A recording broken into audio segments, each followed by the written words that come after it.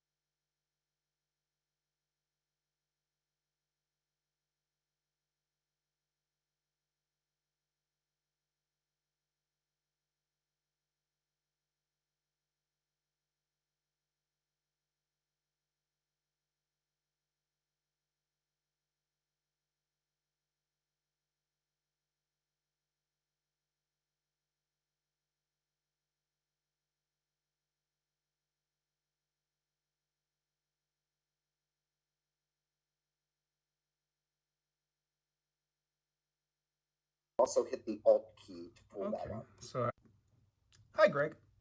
Hey, Doug. Hey, I was wondering, is there a way that I could maximize my viewing um, in this conference that it's something that I can adjust or not see so many names and stuff? So we recommend changing two settings for your Zoom meetings. The first is hide non-video participants, and the second is change your view to gallery view side by side. How do I do that? So to hide non-video participants, you're going to take your mouse Mm-hmm. into the upper left-hand corner where you see a green shield with a checkbox. If you're having trouble finding it, you can also hit the Alt key to pull that Okay. up. I found this box and now I left click on it. Okay. And it brings up the name of the meeting and all that information. What do I Yeah, do now? so the meeting information is open. Now you want to find the gear icon, which is your settings. Oh, over on the upper right hand corner. Okay, I click on that. And then my settings box comes up. Where do I go from here? Hide non-video participants is a video setting. So find video. Video. And then this one's a little bit hidden. It's down at the bottom. Oh, how do I get So there? you have to find the light gray scroll bar and scroll down. Oh, wow, that's a tiny little thing on the right hand side. So I scroll down and what do I click? Now you're going to find the box that says hide non-video participants. Okay, and then I just click out of here. And oh, okay, I see that you're the only person here. Okay, my name's disappeared, so it really cleans up the screen a little. Now, what if I wanted to see a bigger you, like if you were presenting, and see the PowerPoint or handout at the same time?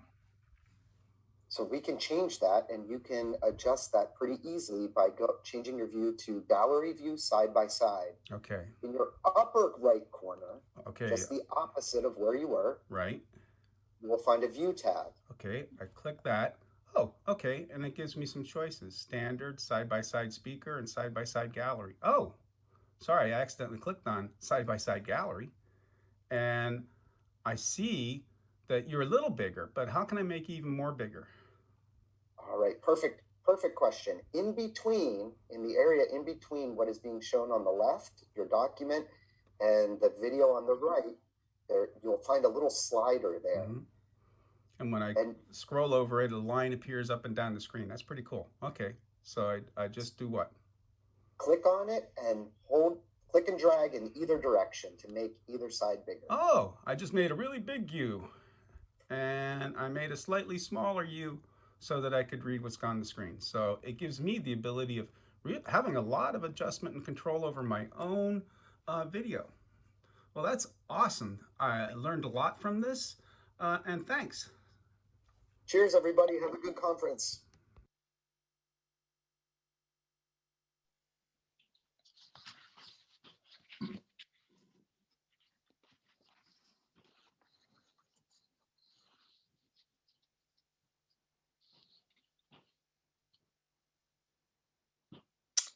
Good evening.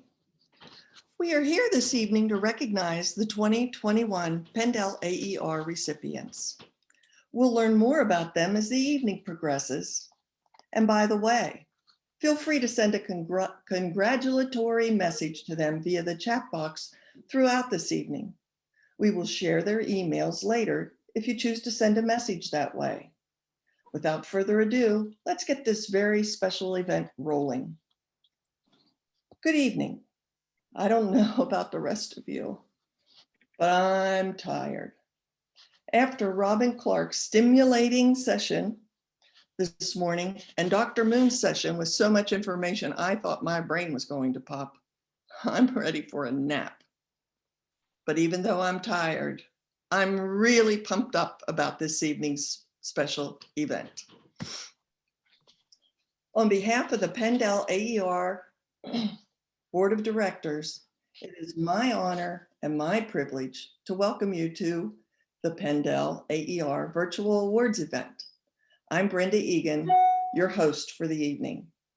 I'd like to thank you for joining us as we recognize and celebrate these shining stars. Here we are again, meeting virtually.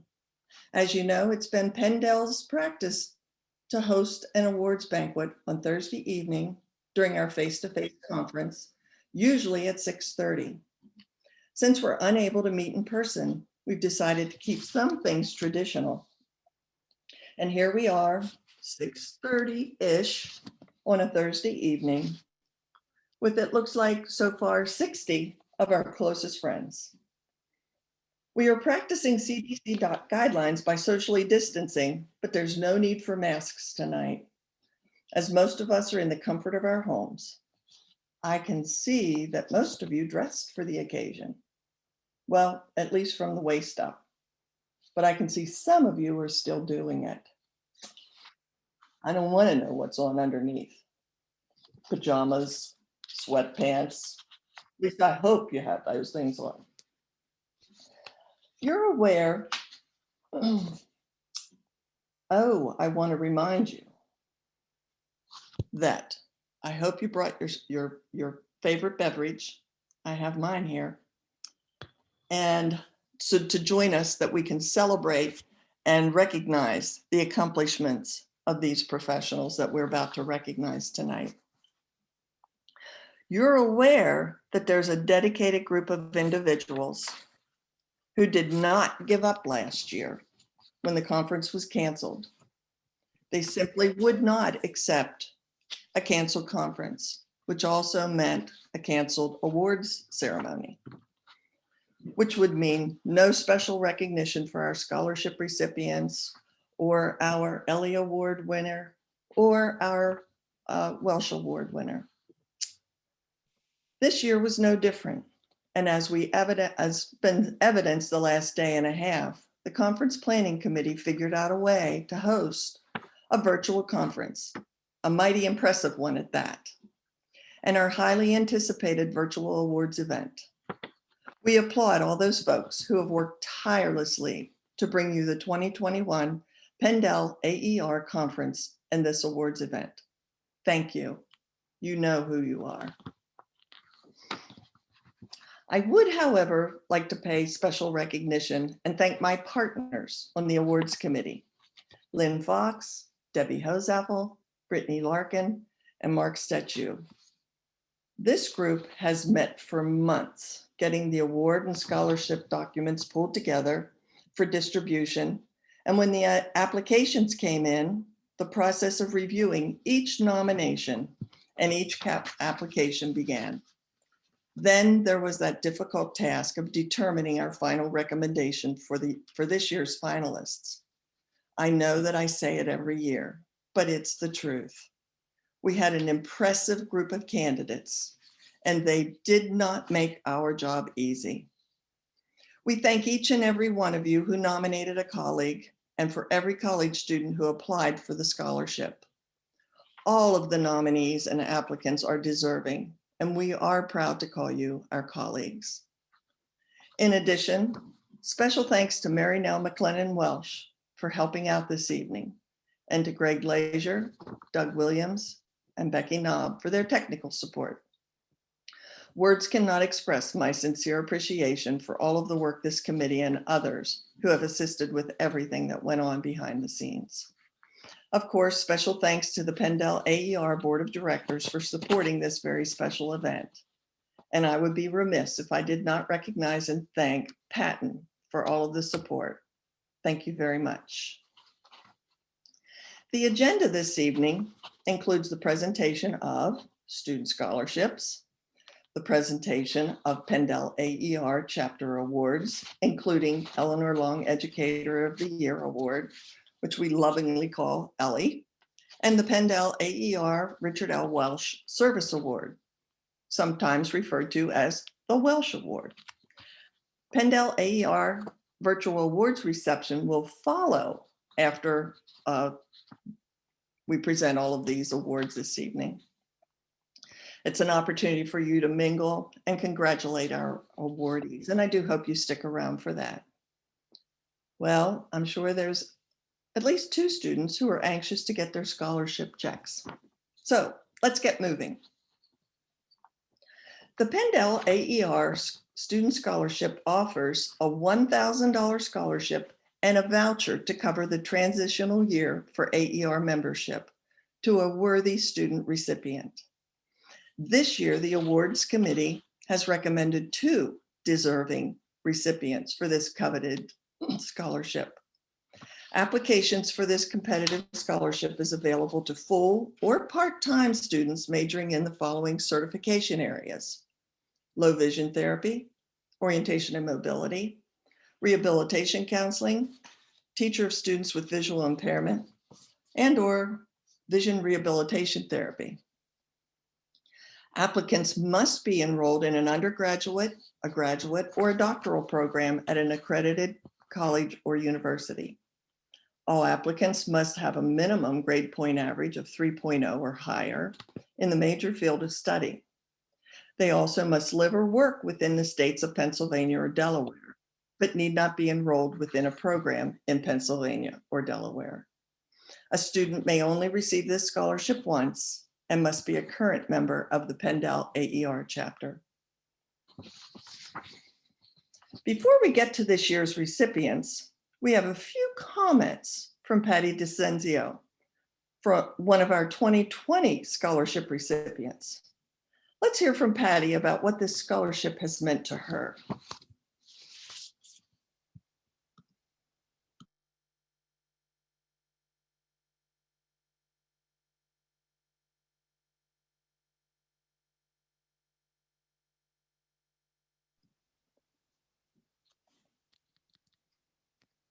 And I can't hear it.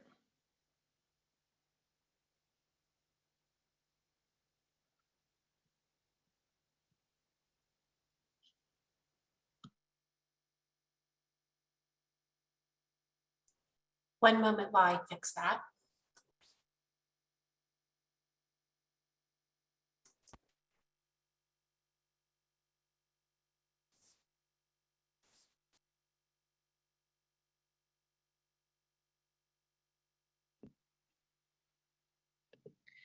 Hello, my name is Patty DeCenzo, and I was one of the recipients of the 2020 Penn AER Student Scholarships. It's hard to believe that it has been a year since receiving the scholarship that night at that virtual ceremony.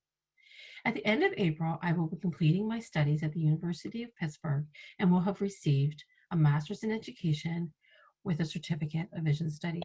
The support, both financial through the scholarship and professional, that I've been given as a student Pendel AER member has been appreciated more than words could ever share.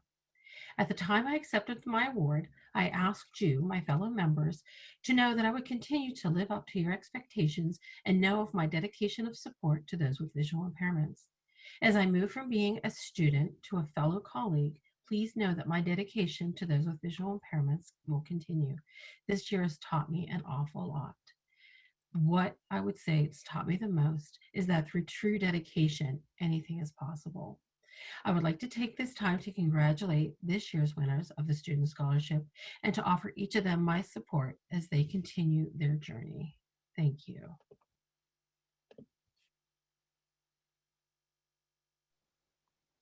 Thank you, Patty. I think you folks can see why why she was one of our recipients last year.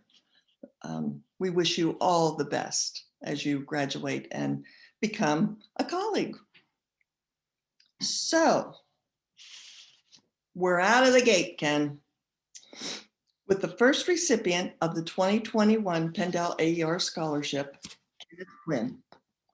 Although he is a resident of Erie, Pennsylvania, he is a student in the Vision Studies program at the University of Kentucky. He is working on his master's degree in education with certification in teaching students with visual impairments. He plans to graduate in August of 2020. Let me tell you a little bit about Ken. His desire to be a teacher of the visually impaired had its beginnings with his own vision loss. Ken was totally blind by the age of 3. His parents played a major role in shaping him into the man he is today. His parents firmly believed that there was nothing he couldn't achieve given enough effort, persistence, and adaptation. They chose to treat him like any other kid, to the point of allowing and encouraging him to ride a bike, participate in organized sports, and with assistance, discover what driving a car was like. Glad I wasn't on the road that day, Ken. In short, they saw his blindness as a condition he had and not something that defined him. Prior to entering the Vision Studies program at the University of Kentucky, Ken was an undergraduate student at Edinburgh University. It was there that he realized the advantages he had received from his parents' upbringing. He found that he was more self-reliant, more confident, and more able to handle life's challenges than many of his peers who also had a disability. One of his letters of support came from a personal friend and former employer. He has known Ken for 20 years. He writes, and I quote, "I have found that even though Ken has a visual disability, he is more capable than many non-disabled peers," end quote. On a personal level, he states that Ken has raised 3 fine children and has been not only involved in their schooling, but with his community and even scouting. Professionally, Ken has worked for him installing insulation, rewiring houses, installing windows, roofing, drywall, and painting. Even as sighted people, how many of us can say we've been on a roof installing shingles? And furthermore, Ken, we all need your number because I could use a good painter. I need some rooms painted. I'll be calling you after this evening. A professor from Edinburgh University calls Ken, I quote, "a worthy candidate for the 2021 Pendel AER Scholarship," end quote. He points out that not only was Ken a former student, but since graduating from Edinburgh, he has assisted the university and McRell, I hope I'm saying that correctly, a Denver-based education research firm, with a Department of Education grant to help science teachers better meet the educational demands for students who are blind or visually impaired. Ken also serves as the tactile graphics coordinator for NASA books for the blind and visually impaired. He has been a guest speaker at EUP. He has presented at multiple conferences and assisted NASA with the production and dissemination of astronomy tactile materials, including a recently released Getting a Feel for Eclipses and Understanding Small Worlds. His professor even threw in a comment about Ken appearing on C-SPAN to discuss his involvement of a tactile book about Mars and the moon. Ken has also been instrumental in developing a plan for the city of Youngsville, Pennsylvania, where he created and designed a plan that addresses accessibility issues. His work on that project will serve as a model for other cities. There's no denying Ken is a busy man who doesn't shy away from challenges. I'm sure PennDel made the right decision choosing Ken Quinn as one of this year's $1,000 student scholarship recipients. Congratulations, Ken. Thank you, Brenda. And wow, you took away a lot of my speech, but I want to thank the awards committee for awarding me one of this year's scholarship winners. And I also would like to congratulate the rest of the awards winners. And I am very honored to be a part of your esteemed company. I would be remiss if I didn't also thank my parents, friends, family, including my wife and my 3 children, Abigail, Caitlin, and James, for all the support that they've given me throughout the years and have continued to, as well as my mentors. I look forward to all of us meeting next year in person. It has definitely been a long time. And again, I'd like to thank the committee for this awesome honor of receiving this year's scholarship. Thanks again.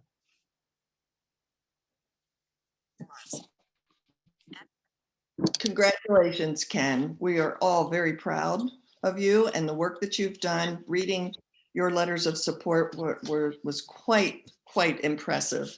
And we couldn't be more thankful and more appreciative of the work that you've already done for persons with blindness and visual impairment. And we really look forward to seeing what you do in the future. Continue. Thanks, Brenda. I do too, and I'll probably be reaching out for some support from you guys with regards to a grant that I'm going to be working on with the National Science Foundation. Cool. I'm sure there's some folks that would be interested in that. So, okay. I'm moving right along. Oh, hold on to your hat. I was just informed that our other scholarship winner from last year, Laura Weaver Prisbilla, has a few thoughts she would like to share with us about receiving the $1,000 scholarship last year. Laura? Hi, I'm Laura Prisbilla. I am one of the recipients of last year's PennDel Student Scholarship Awards.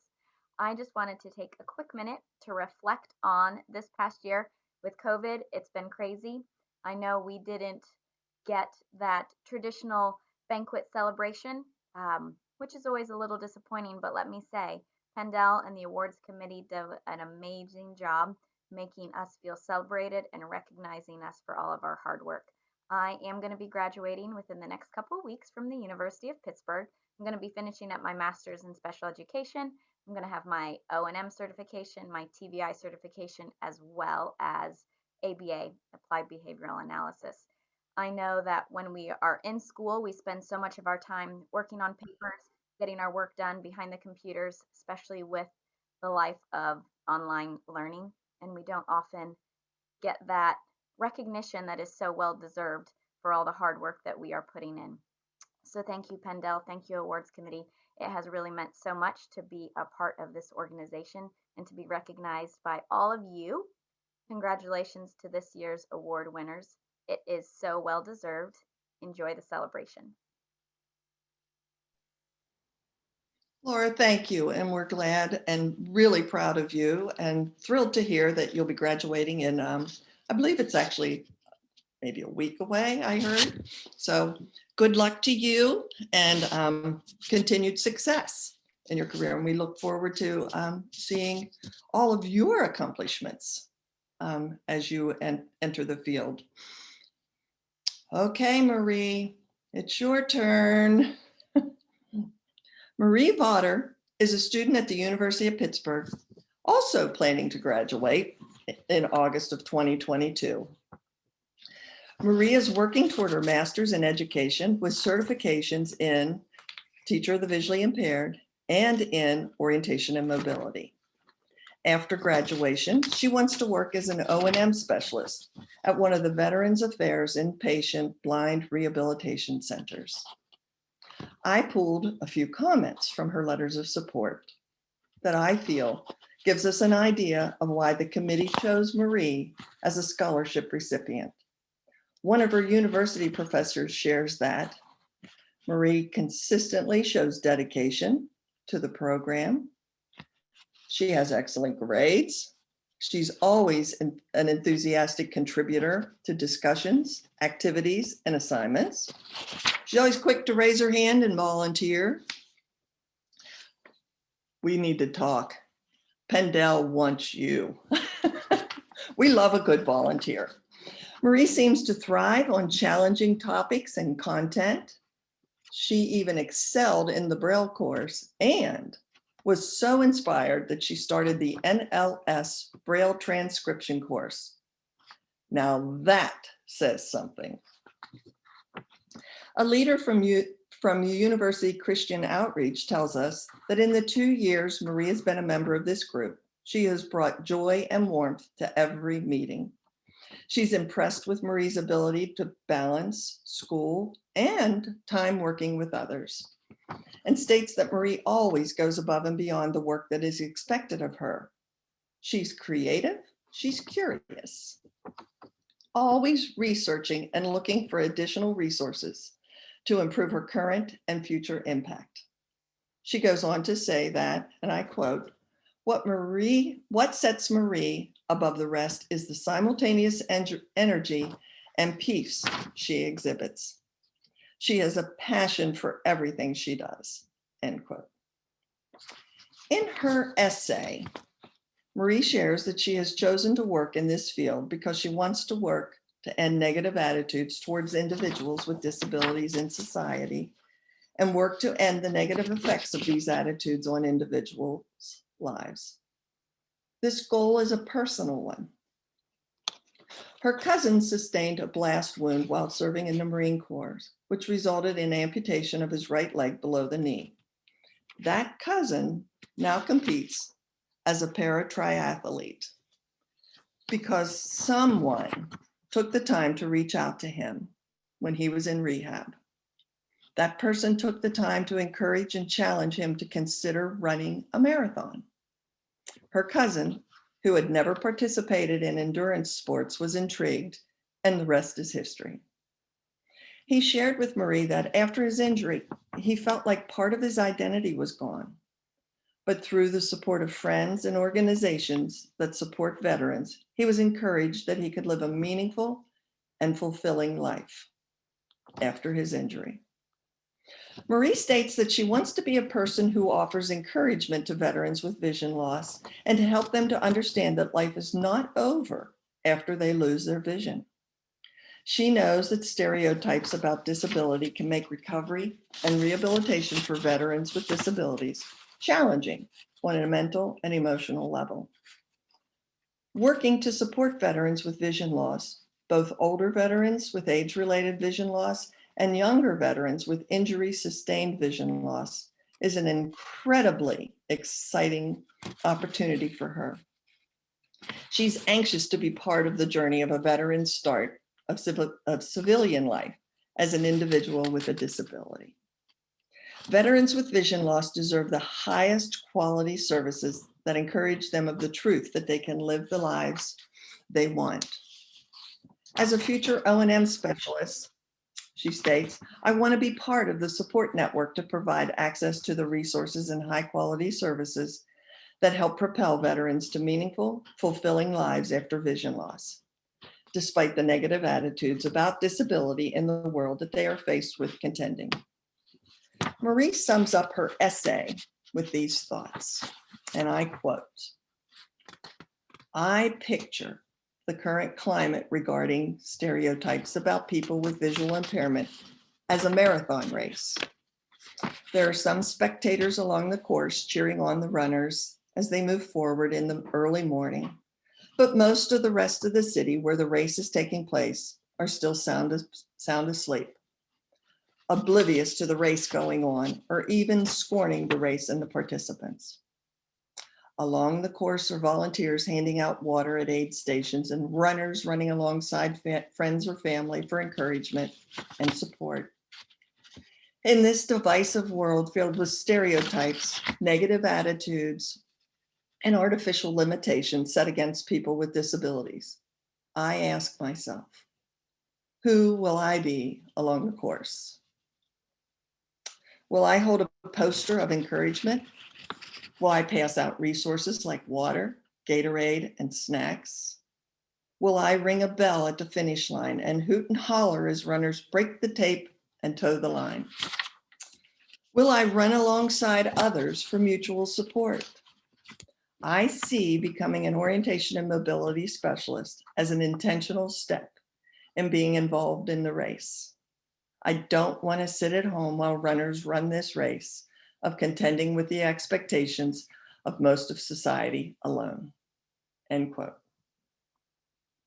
We, the Pendel AER Awards Committee, are excited to see the positive impact that Marie will make in the field. It gives me great pleasure to introduce Student Scholarship recipient, Marie Votter. Marie? Thank you so much, Brenda. What an introduction. And listening to Ken and all of his accomplishments was really encouraging. And just I'm so honored to be part of this event and to be alongside my fellow award winners and just see all the work that they're doing. I want to thank the scholarship committee. I'd like to thank Pendel as a whole. I'm so excited to join as a professional member once I graduate and just be in the company of such great people who are working so hard in the field and have so much passion. I particularly would like to thank my program coordinator, Dr. Frances Mary DeAndrea. She wears so many hats as my program director, my advisor, professor for many of my courses, and it is so encouraging to have her support on an academic level. On a personal level, she has encouraged me that with hard work and effort on my part, really anything is possible for me. I owe her a lot of gratitude for all the support that she's given me so far in the program. I'd also like to thank my family for their support. It is so encouraging when I'm going through finals or a lot of projects to have their support and their encouragement and to have them cheering me on. Lastly, I want to thank my fellow classmates at Pitt. It is a really beautiful experience to be at Pitt with such a diverse group of students in terms of age, undergrad background, careers. Some of my classmates are older and have families, and this award really is their award, and I wouldn't want to be at any other place studying, and I'm so thankful. So thank you for everyone at the awards committee and for everyone who has supported me. Thank you. Marie, congratulations. We are really thrilled for you, and I'm sure your family shares in that celebration, and your friends and fellow students, and that was sweet of you to thank them as well. I'd like to thank both of our student scholarship recipients, Ken and Marie.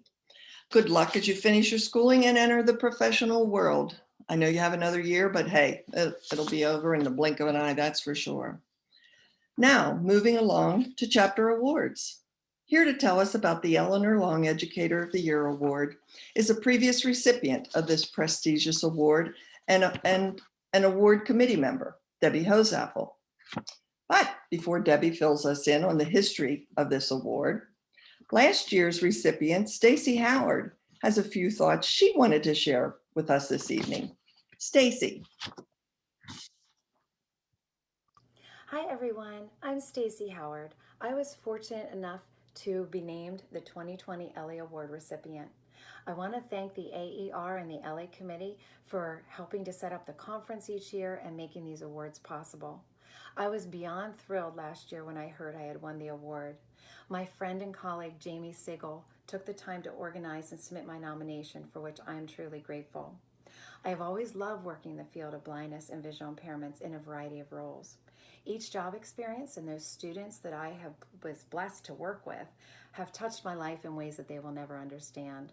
I retired in January, which was a bit earlier than I expected, not by design, but because of some health challenges facing my family.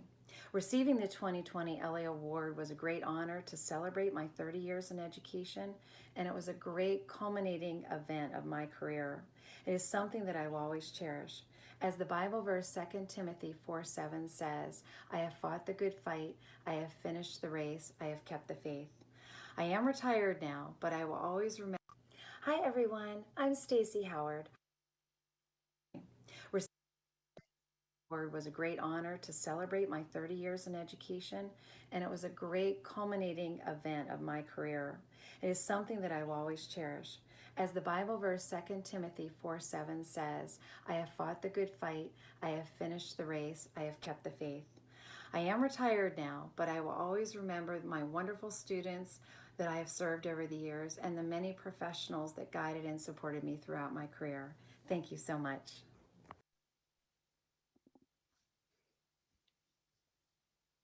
Thank you so much, Stacy, for your words, and enjoy your retirement. And I hope everything goes okay for you.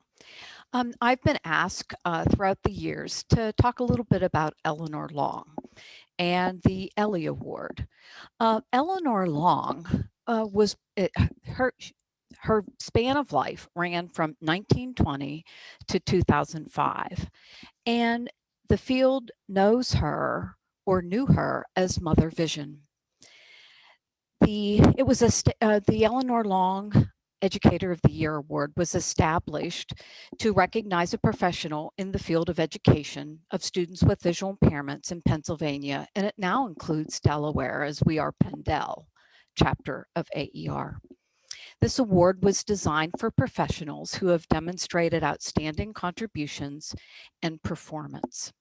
The Ellie Award is named after Eleanor Long, who dedicated her career to developing and supporting programs for students with visual and dual sensory impairments in Pennsylvania. She worked at the Pennsylvania Department of Education as a state consultant for the visually handicapped.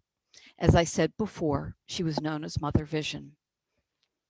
Eleanor's contributions to the field are broad and has had long-lasting effects.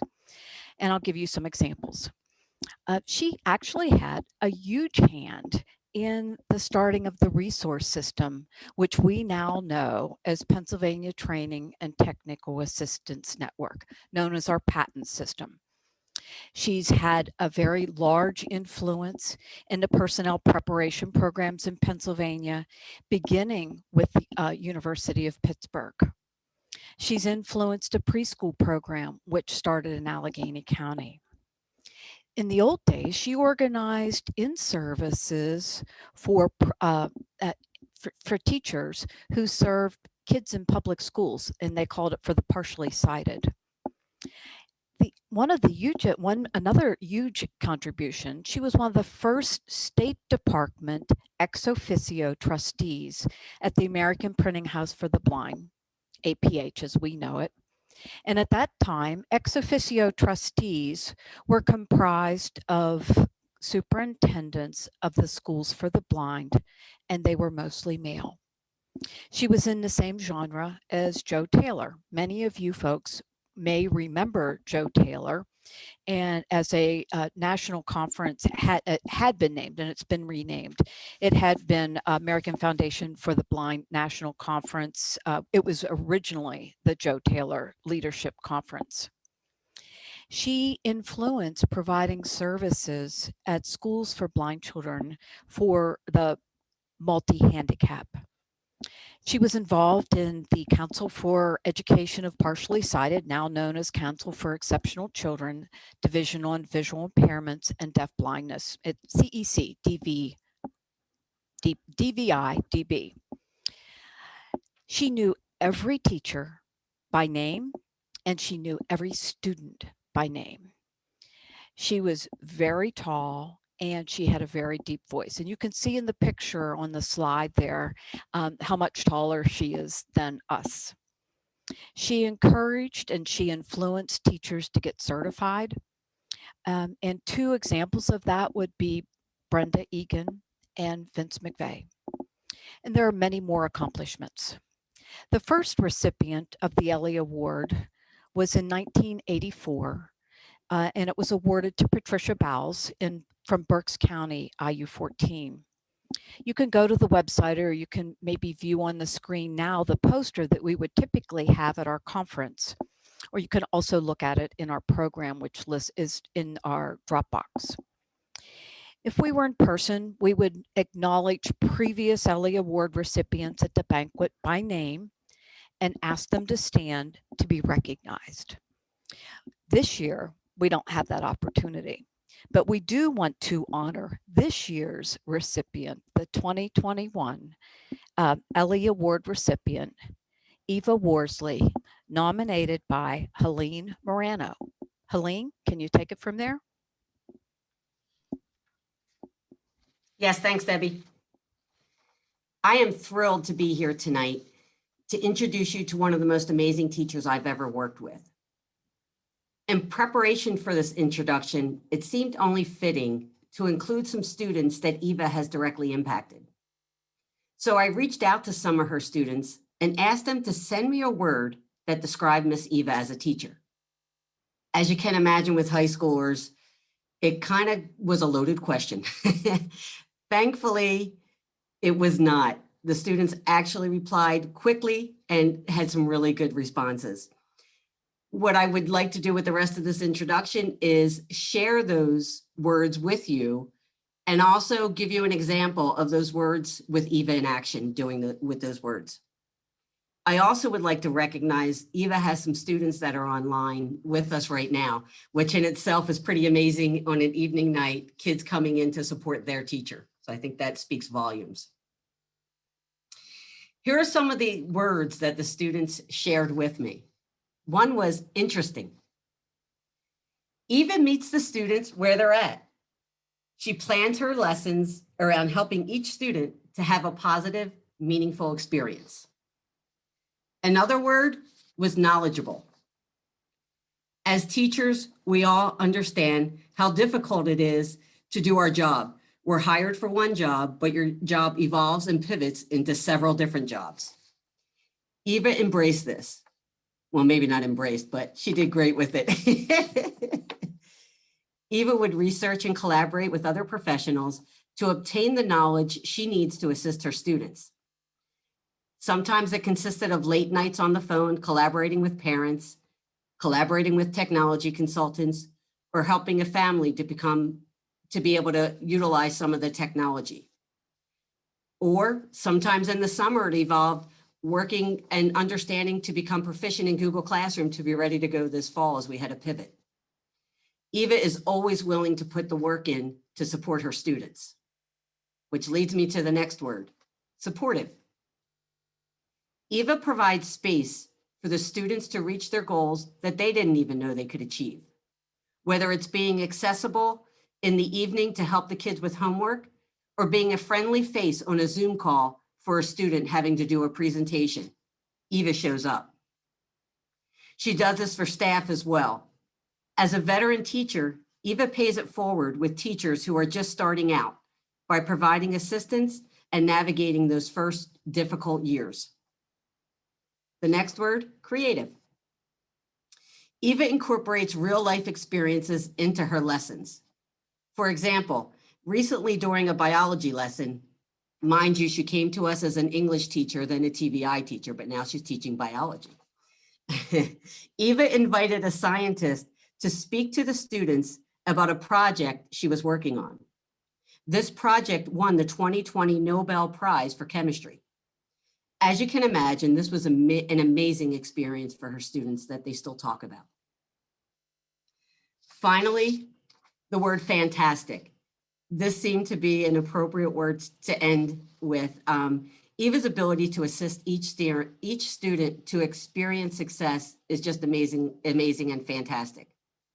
I am grateful to work alongside her and excited to see what the future holds as she continues to embark on her career. Eva and I had a little bit of a conversation on chat this morning, and I did offer to give her some of my time that I was allotted for this introduction, so that I better get on with it. Congratulations, Eva. Couldn't be more prouder of you. Thank you. Thank you, Helene, for the introduction. Thank you for roping my teenagers into this as well. I want to start by congratulating Ken and Marie. We are lucky to have such exceptional educators joining our ranks. It is an honor to receive the Eleanor Long Educator of the Year Award. PennDel AER has been a source of inspiration to me, and it's a gift to be among the innovators and creative thinkers in this community tonight. PennDel AER has created a learning and networking space that feels like family, and I've benefited from that both as a new and more seasoned professional. I'm indebted to the people in my corner who have supported me throughout my career.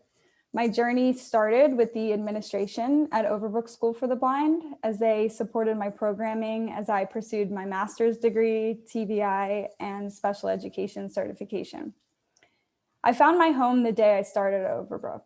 I've had the privilege of working with some of the best, and I'm glad to call the people I've met there both mentors and lifelong friends. University of Pittsburgh's Vision Studies program staff permanently shaped who I am as an educator, and they set the bar very high for designing quality education for the visually impaired. As a new teacher and graduate student, I spent many late Sunday nights at my parents' house, typing and retyping Braille and Nemeth assignments until I got them just right. I want to thank both of my parents for the home-cooked meals, the access to your washer and dryer, and of course, your unwavering support. My supervisor, Helene Morano, gently pushes me out of my comfort zone with new challenges each school year, and she supports new projects and ideas for my students with an emphatic yes, although I am sure there are days where she wonders what now when my face appears in her doorway. My fiance, Greg, is my greatest cheerleader. He's my creative soundboard for new ideas and lessons, and he reminds me that yes, some things can in fact wait until tomorrow. My job wouldn't be possible without the hard work of my paraprofessional, Kendall, who fills our classroom with joy. Teaching and learning starts and ends with the commitment of our paraprofessionals. Thank you for being my rock and for keeping our ship afloat always. Lastly, I'm thankful to the young people and the families that I service.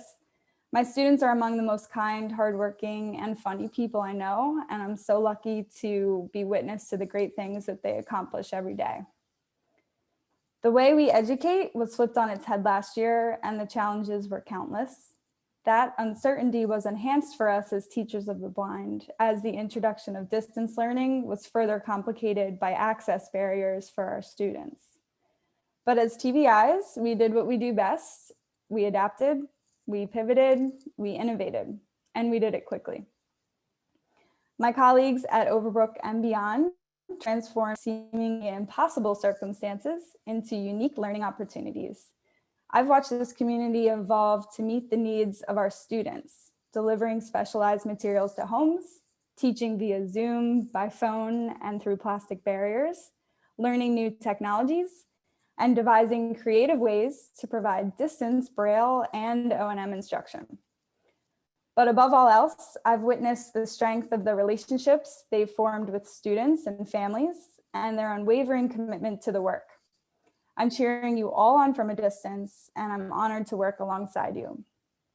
As we emerge from the pandemic with normalcy just within reach, I've never been more hopeful about the future of our field. Thank you.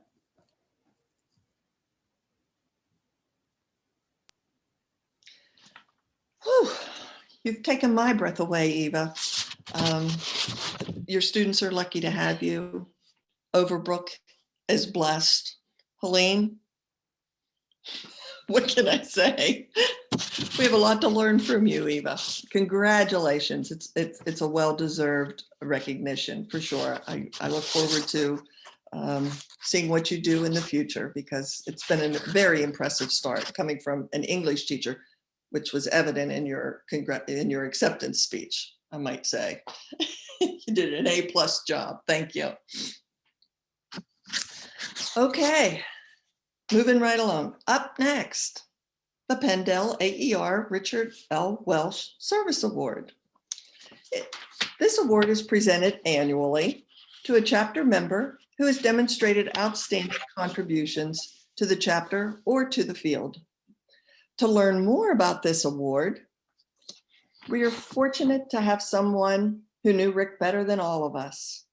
His widow and previous Pendel AER Service Award recipient, Miss Marynell McLennan Welsh. But before we hear from Marynell, you got it, we have another flashback. You're catching on. We have a flashback from Shelley Faust Jones, last year's Welsh Service Awardee. Shelley, we're anxious to hear what you have to say. Hi, everyone. I hope you're enjoying the conference. My name is Shelley Faust Jones, and I had the great honor of receiving the Richard Welsh Service Award last year in 2020.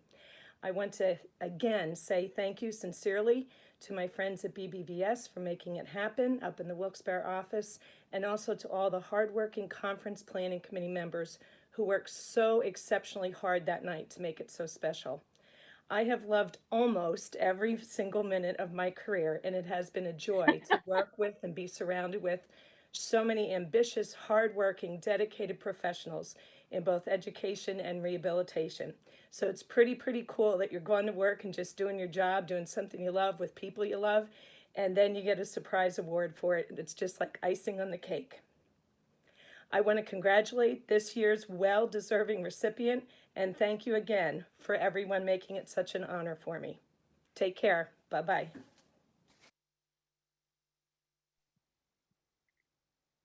Well, that was a wonderful message from Shelley. I'm Mary Nell, and I want to share with you some comments about Rick. That when Brenda asked me a few years ago to do this, it was rather spontaneous, and I've kept those notes that I wrote on a napkin, literally, and I want to share some of that with you tonight.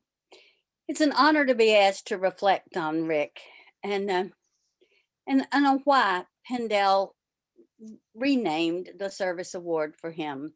Those of you who were fortunate enough to know him understand the differences he made for our association, our profession, for us as professionals, and even for the world.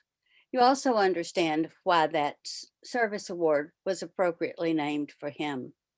But for those of you who did not experience Rick, I hope that these reflections will give you a sense of the remarkable person he was.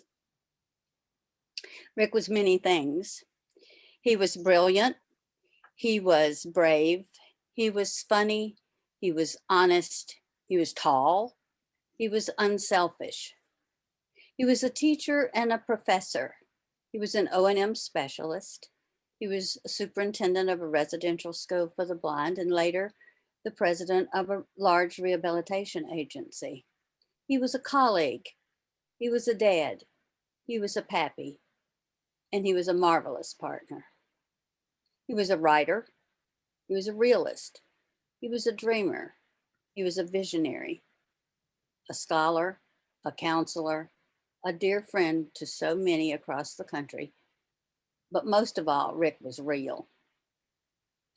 After the 8th grade, he left native Pittsburgh and to attend a Catholic seminary in New York, and he studied there for 8 years, eventually deciding that he would leave the seminary and go into the field of education and rehabilitation of people who are blind and visually impaired. So then he went to Western Michigan, where he received his master's in O&M. Then in 1973, he went to the University of Pittsburgh, where he received his PhD in rehabilitation counseling. His first job was teaching O&M at the Western Pennsylvania School for Blind Children. And then eventually, when Pitt decided to establish an O&M program at the university, he became part of the staff there. From there, he went to Cleveland State, and he established an O&M program at that university, and he also taught in their rehabilitation department. In 1978, he left academia, and he went to the Maryland School for the Blind as the superintendent, became the administrator there. And in his 12 years there, he initiated and championed some really landmark programs for students with multiple disabilities that had not been in place before. He also launched a progressive building program on that campus to modernize it and to make it more like home. And he oversaw that during his 12-year tenure there. In the 70s, he realized that there was no textbook for O&M, for instruction, or for people to learn to become O&M specialists, and nor was there any certification. So at that point, if you wanted to learn to be an O&M specialist, then there were pamphlets and there were articles, but there was no textbook. So he conceptualized that, and he and Bruce Wash co-edited the first one. And he went on to co-edit 2 more volumes. So the 3 volumes of the Big Red were his work. Then we all know Big Red. So he spent many years as an administrator and a writer, but he never lost his enthusiasm for teaching, never lost or diminished his commitment to O&M as a profession. He was one of the leaders in the 70s and early 80s that worked for the consolidation of 2 long-standing associations, AAWB and AEVH, and worked to merge those or consolidate those into a new organization, which is AER, our association. He served as AER's first president, and then went on to work within AER for the rest of his life. In 1990, he returned to his beloved Pittsburgh as the president of the Greater Pittsburgh Guild for the Blind, and he served there for 14 years until his health demanded that he had to step down. His work was influential nationally and internationally, and it helped to professionalize our field, especially the field of O&M. His work was recognized by some of the most significant awards that our profession offers. The Miguel Medal from the American Foundation for the Blind. He was awarded the C. Warren Bledsoe Award for Writing and Publication. That was from AAWB. The Blaha Award, which is a significant recognition for outstanding service to the profession of orientation and mobility. In 1996, he was honored with AER's highest award for rehabilitation professionals. That's the Ambrose M. Shotwell Award. And the University of Pittsburgh School of Education recognized him with its very first Distinguished Alumni Award. In 2008, Rick was inducted into the Hall of Fame for Leaders and Legends of the Blindness field. But while those were important, what he really loved was the work we do. He loved our profession, and it made the most of his talents for listening, for counseling, for mentoring, for using humor to teach, or to just enjoy, for compassion and leadership. Rick never sought a fight, but neither did he ever back down from one when it involved an issue he believed in. Despite that courage, he was never braver than the 12 and a half years he valiantly fought stage 4 kidney cancer. Rick was many things, But most of all, he was real, as was his love for this field and the work we do. Whether you and I realize it or not, he touched the lives and the work of each one of us in this profession, and he made us all better. Our family, and I especially as a member of our field, appreciate the honor of remembering Rick through this award, and we congratulate all who receive it. And now I'll turn it over to Vince to introduce the 2021 recipient of the Richard L. Welsh Service Award. Thank you. Thanks, Mary Nell, and congratulations to our previous award winners. It's great to be with everyone tonight, even if it's just virtual. I'm thrilled to be able to introduce Sherry Sant as this year's winner of the Richard L. Welsh Service Award. As both a teacher of students with visual impairments and as an outstanding orientation and mobility specialist, Sherry exemplifies the best in our profession. Sherry, I noticed that some of your colleagues from the intermediate unit have joined you tonight, and I see Gary and some of your family members are here. And I'm thrilled that that's the case. I'm not surprised. I know they support you. I'm sure I would have loved to be sitting at a table at the Best Western, but maybe we'll have that chance someday. As Sherry's supervisor for 12 years at the Chester County IU, I had firsthand knowledge of the manner with which she provided service to students, families, and other professionals. During this time, I witnessed her professional approach to her position. In a very quiet but effective manner, she demonstrated the traits that ultimately won her the respect of her fellow Vision support team, as well as the students, families, and districts she supported. Sherry, I had the opportunity to know Rick reasonably well. He was a little bit ahead of me at Pitt, and then I followed his whole career. And as you heard Mary Nell explain, he was certainly a significant person in the field. And to be able to receive this award, I hope you recognize what an honor it is. And I think Rick would have looked down and said, it's a good choice. While Sherry delivered regular and ongoing service typical of many in her field, it was her willingness and interest in constantly expanding her knowledge and skill level. And as a result, she was able to share that with her team, and it was recognized by them. She was a regular attendee at professional development conferences, including attendance at many Penn AER conferences and some international conferences as well. She gladly shared the emergency techniques that she became aware of with her fellow TVIs and O&Mers. This willingness was especially important on a staff that grew rapidly during this period, and her willingness to serve as a mentor teacher to student teachers proved vital to the successful integration of many new vision professionals as they joined our staff. Among the most glaring examples of her willingness to lead was her involvement in helping the Chester County IU develop an outstanding travel training program as part of the IU's school to work transition program. Sherry recognized the importance that an appropriate base of knowledge and skill was needed to help these students travel, these students who had various disabilities but were not visually impaired. This resulted in the program developing assessments, protocols, and procedures that could determine those activities that could proficiently be conducted only by O&M instructors, and those areas which did require the highly specific skills, or which did not require the highly specific skills of an O&M instructor. And that program continues to thrive. After my retirement in 2012, I continued to hear of Sherry's efforts to provide quality service to her students.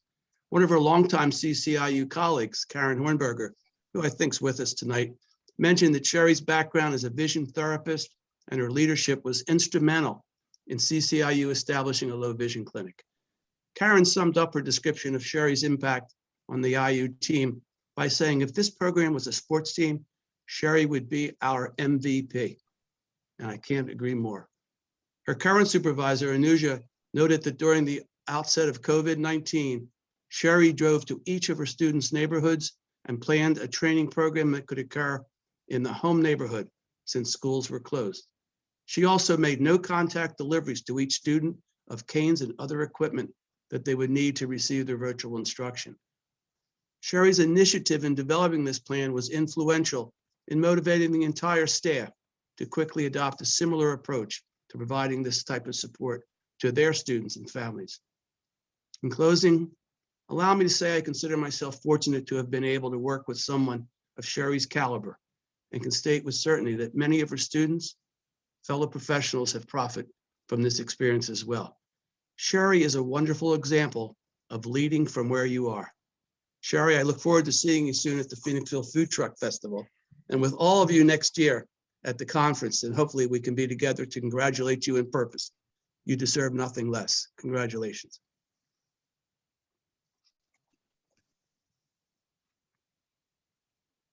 I hope to hear from Sherry a little bit now. I know she's with us. Thank you, Vince. First, I'd like to congratulate my fellow award recipients. I'd also like to thank my colleagues who wrote letters of support, as well as the Penn AER Awards Committee, the Conference Planning Committee, and Patton for making all of this possible. I simply can't wrap my head around the fact that my name is being mentioned in the same sentence as Dr. Welsh. His contributions to our field, as you heard, as well as those of Mary Nell, cannot be measured. I am truly, truly humbled. I have often been asked how I became interested in the field of blindness and visual impairment. I'm sure we have all been asked that question, right after we're asked if we know sign language. I have my parents, Janie and Wayne Newton, to thank for my career path. I was a voracious reader when I was young, and they always made sure that I was able to select a book or two from the Scholastic Book Club when the opportunity came up at school. In second grade, I read a book about Helen Keller. It had a Braille alphabet on the back cover of the book. I was fascinated by the thought of using my fingers to read. From that moment on, anytime Scholastic had a book about a character who was blind, that was the first book I selected. This led to stories that included traveling with a white cane or a dog.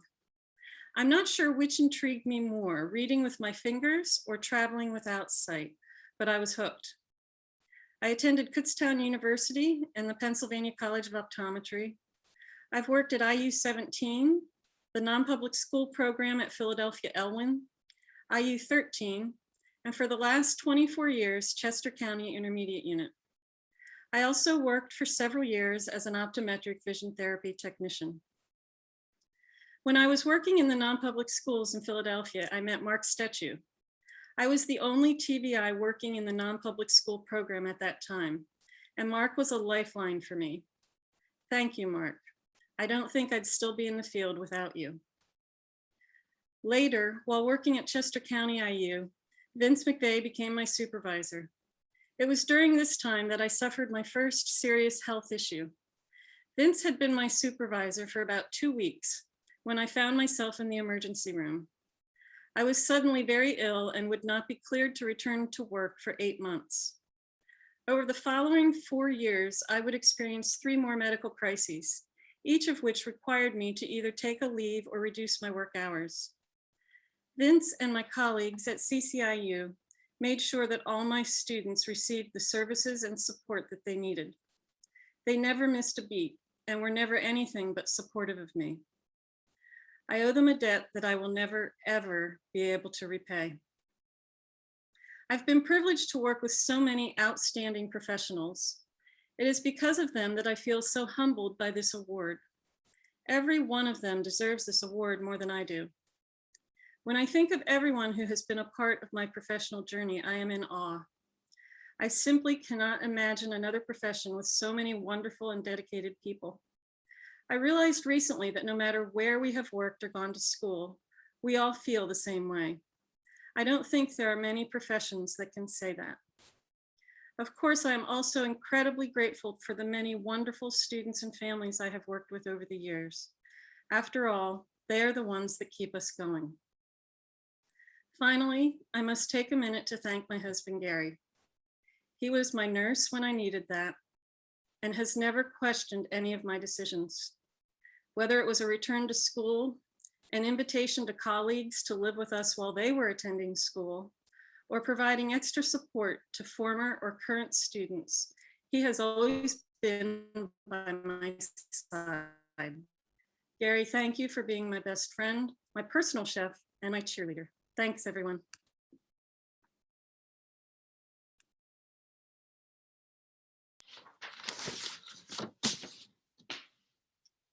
Congratulations, Sherry. You about have me in tears. I want you to know. That was beautiful, well put, and certainly well deserving. And I do hope all of this evening's awardees are paying attention to the chat box, because there are some wonderful words being said about all of you. So please stay tuned. I don't know if you noticed the display behind Eva and Sherry, but they both had a beautiful etched crystal bowl, and that was one of the gifts they received from for their award. We were able to have them sent directly to the recipients, Sherry and Eva, as well as a framed certificate with their Ellie Award winner and our Richard L. Welsh Service Award recipient and so forth. And in addition, we did send them a portfolio of all of the letters of support and their nomination and such for their respective awards.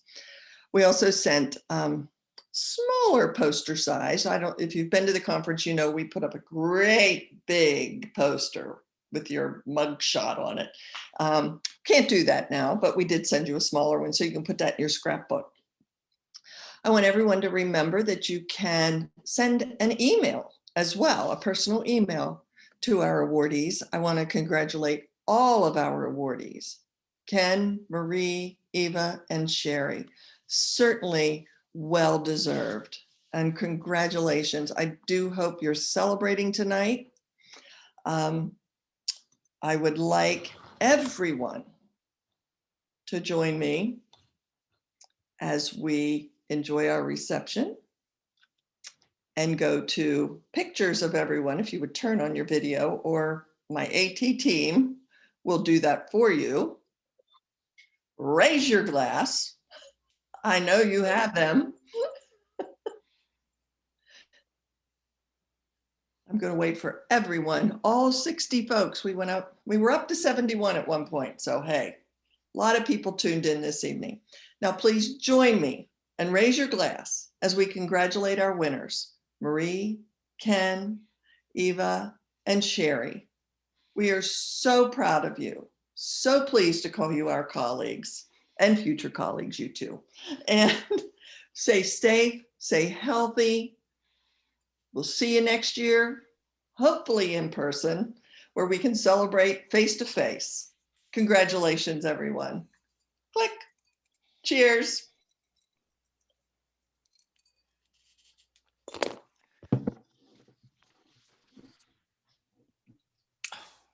That was lovely, Brenda.